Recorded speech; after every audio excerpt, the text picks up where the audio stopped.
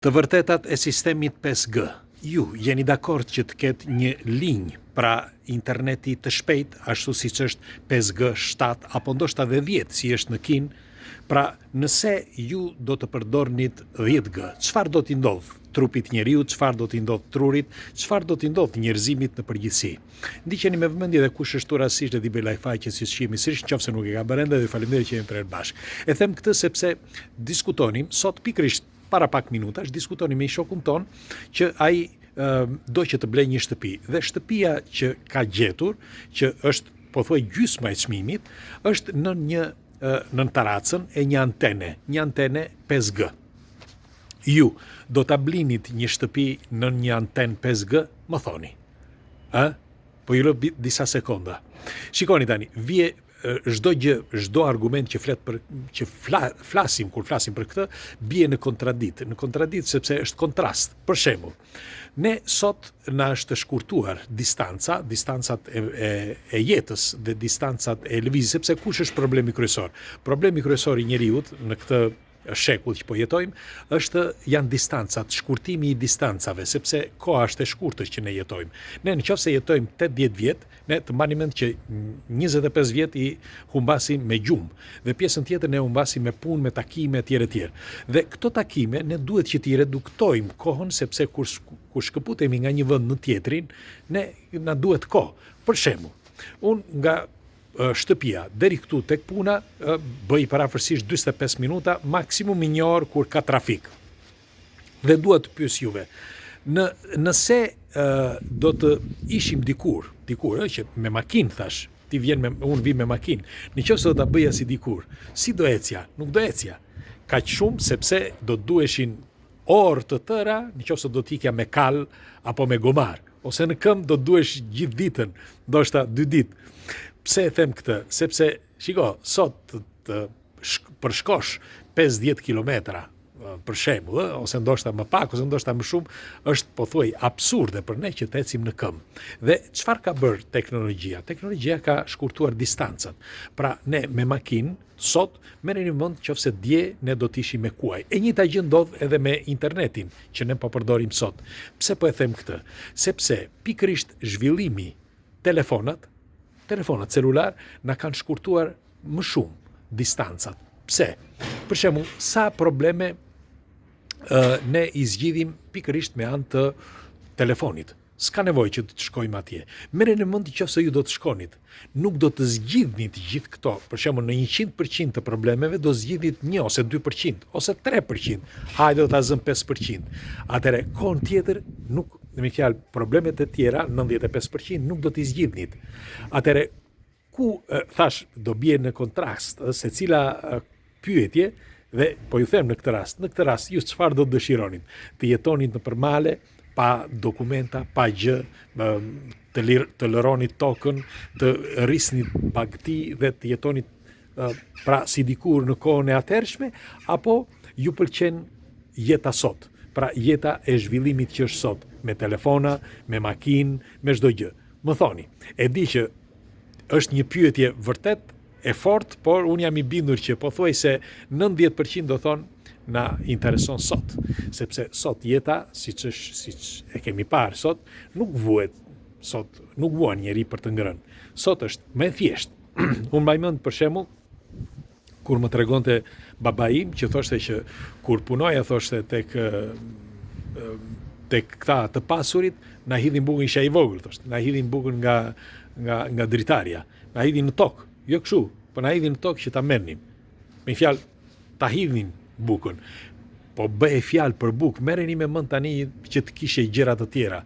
Një palë pantallona ose shajake që ishin të babai tim, thoshte i mat, pra të gjyshit.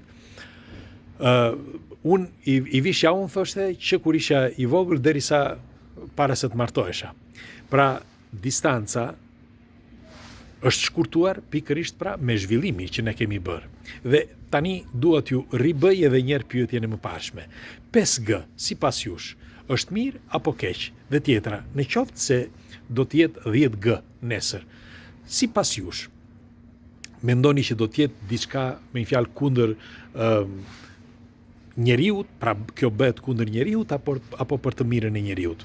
Pres sepse dikush do thot për shembull që po jo, shumë probleme mund të krijojë njeriut. Është e vërtet. Në fakt, shtëpia që ky shoku ynë me fjalë do që të blej, i pëlqen jashtëmase sepse ka një verandë fantastike, e pash edhe unë, është në fund fare, pra ka dhe një tarac të shkëlqyer dhe një pamje madhështore. Dhe çmimi është vërtet, po thuaj gjysma e çmimit sa ai mund ta blej diku tjetër. Dhe gjysma e çmimit është pikërisht pra sepse sipër kanë vendosur një antenë. Dhe tani do t'ju them se çfarë ka ndodhur në të vërtetë, sepse unë i thash atij, shiko, ti mos shiko vetëm çmimin, po shiko se çfarë ka ndodhur, sepse diçka ka ndodhur. Pse e shet ky shtëpinë? Dhe e zbuluam bashk. Unë e ngacmova, po e zbuluam bashk. Në të vërtetë, një nga fëmijët, ai ka probleme me kohë, një nga fëmijët e atij që shet shtëpinë, me sa e kuptuam ne, dhe probleme shëndetësore, dhe janë shtuar problemet shëndetësore se është bërë akoma më skizofren. Me një fjalë, ka kaluar në skizofreni, po thuaj të shfrenuar. Dhe tregohet që këto problemet kryesore ja jep pikërisht pra antena, si pas gjasave, sepse ata ku e çojnë tek psikologu, dhe psikologu pas ka treguar që janë shtuar problemet. Dhe ndoshta shkaku mund të jetë antena. Unë do t'ju them dhe raste të tjera, për shembull, në një lagje tjetër, një fëmijë i vogël, 5 vjeçar, nuk mundej që të përballonte antenën afër, sepse i krijonte probleme. Por kjo ndodh sepse jo të gjithë jemi njësoj, secili ka ADN-n e tij dhe secili ka trupin e tij. Jo të gjithë jemi perfekt. Bile do t'i them, shiko, komshiu im është 93 vjeç dhe unë vishe me xhaketë siç e shihni tani, edhe pse jemi në fillim të tetorit, por kam ftohtë dhe vesh xhaketën.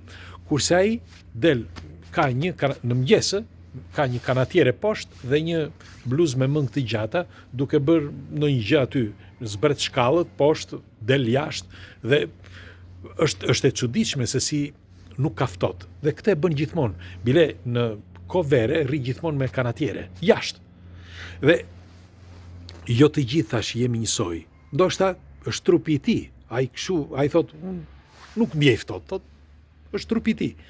Dhe ka raste që për shembull unë për shembull kam ekstremitet të nxehtë, pra kam vap dhe ekstremitet të ftomës. Mirë, po kjo ndodh kur unë nuk lëviz. Kur lëviz për shembull unë shpërthej tër djers. Dhe e kanë të gjithë shqiptarët këtë. Dhe po thoshja që varet edhe nga trupi njeriu. Dhe ky fëmia 5 vjeçar nuk e përballonte dot. Kishte edhe fëmijë të tjerë në atë lagje. Por ky fëmia nuk e përballonte dot. Shkuan hapën gjyq etj, sepse i dilte gjak nga undët etj. Por si përfundim u detyruan këta familja që të largoheshin nga shtëpi, ta shisnin atë shtëpi dhe të blinin diku tjetër. E njëjta gjë që ndodhi edhe këtij tani këtu. Tani kjo ndodh kur është nën antenën 5G, sepse valët janë të forta dhe dikujt i krijon problem. Për shembull, pse këtyre prindërve të këtij që pati probleme, nuk u ka krijuar probleme, por vetëm atij. Pikërisht pra sepse truri i tij është më i ndjeshëm se prindrit. Dhe tjetra, çfarë do të ndodh nëse nesër do të vendosen antenat 8G apo 10G? Në Kinë, me sa në Guangzhou, me sa e lexova para disa javësh, kanë instaluar antenën e parë 10G dhe ka një shpejtësi maramëndse. Pse instalohen këto antena? Me fjalë ky rrjet. Këtë doja të thoshja si përfundim, që është mirë apo keq për ju. Si mendoni ju? Pra antenat, me fjalë interneti do të bëhet shumë i shpejtë, sepse nuk mund ta përballoj dot tajfuni që po vjen. Tajfuni është inteligjencë artificiale dhe informacionet që ne japim çdo ditë që e bombardojmë gjithë rrjetin mbeten aty. Mirë, po nëse keni vënë re, edhe telefoni ndonjëherë gjiron dhe nuk ecën. Ose edhe kompjuteri ecën, me fjalë nuk ka rrymë të shpejtë, nuk ka val të shpejta. Dhe 5G-ja përshpejton më shumë shpejtësinë e internetit. Merreni me mend tani 10G.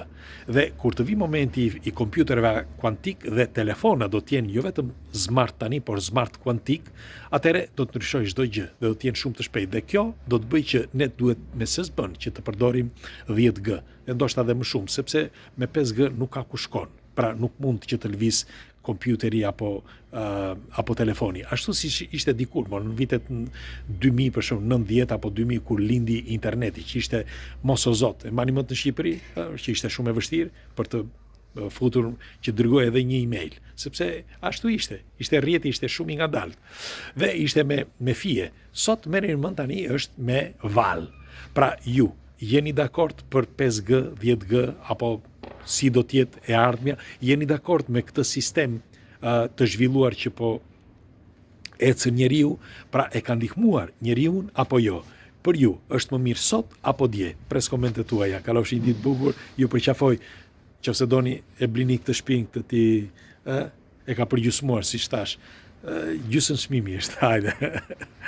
Ju përshëndes, ju përqafoj, ju dua fort, faleminderit që jemi për bashkë. Pres komentet tuaja. Hajde, ditë mbar.